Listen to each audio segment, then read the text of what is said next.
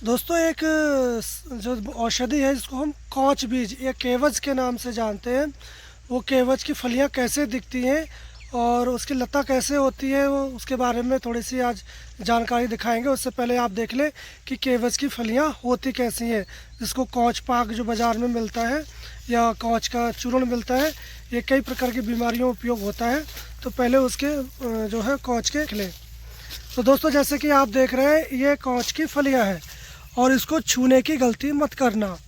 अगर आप देख रहे हैं इसके ऊपर जो रोए दिख रहे हैं, रूशे ये वाले, ये जो लता है अभी ये सूख चुकी है। ये कॉच के बीज की जो फलियां हैं, इसको अगर शरीर पे कहीं भी लग जाए तो समझो आपको ये खुजली कर देगी, आप बंदर की भांति खुजाने लगेंगे। ये इतनी खतरनाक मानी जाती है। इसके रुएं और जो बीज होते हैं इसके अंदर होते हैं, तो इसको अभी नहीं छूना है हमें। तो ये जो केवज है या कॉच है, इस प्रकार आप देख लें इसकी लता होती है और इस प्रकार ये दिखेगी। तो ये बल बढ़ाने के लिए और साथ में जो स्पर्म काउंट है उसको बढ़ाने के लिए, और बॉडी में कहीं भी अगर दर्द है नर्वस सिस्टम से लेकर, अगर फ्रोजन शोल्डर है, सर्वाइकल स्पोंडिलाइटिस है, या फिर आपका नमनेस है, या स्पार्किंग जो रोग है इसमें हाथ पैर कपकपाते हैं, उस रोगों में इसके बीजों का चूर्ण दिया जाता है।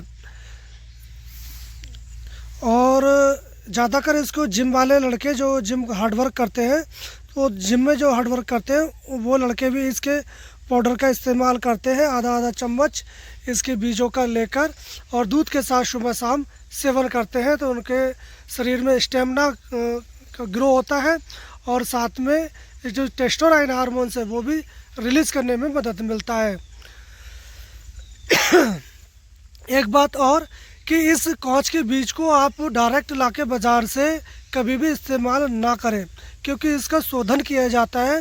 तो इसका शोधन जो है दोलन यंत्र द्वारा कर सकते हैं।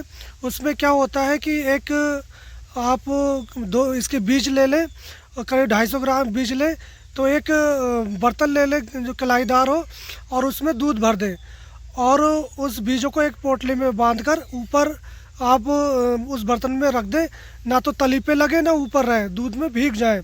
इस प्रकार उसको उबालें। जब उबलते उबलते काफ़ी समय हो जाए, आप ऐसा मानो कि 20-25 मिनट हो जाए या उससे ज़्यादा, जो दूध है वो नीचे पहुंच जाए, तब आप इसको निकाल लें और इसके चिक्कल हटा के सुखाकर फिर इनके बीजों का आप यूज कर सकते हैं। दूसरा उपयोग इस कॉच के बीजों का आप किस प्रकार यूज कर सकते हैं, जैसे पैरालाइज रोग में हम इसका यूज करवाते हैं। जो लोग पक्षाघात हो जाता है, जिसको पैरालाइज या फालिस बोलते हैं, उनमें आप इनके बीज ले लें और तवा पे भून लें। भूनने के बाद उसको आप पाउडर कर लें।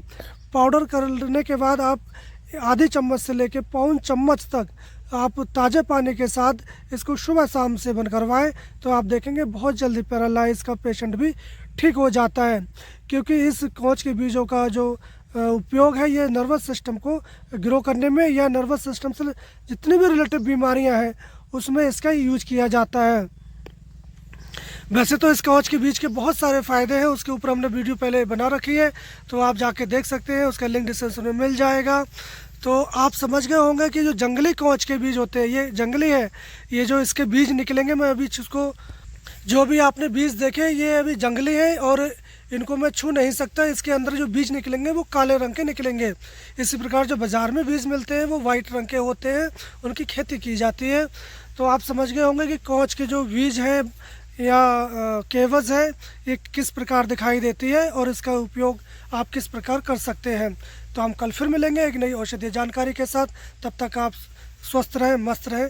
जय हिंद।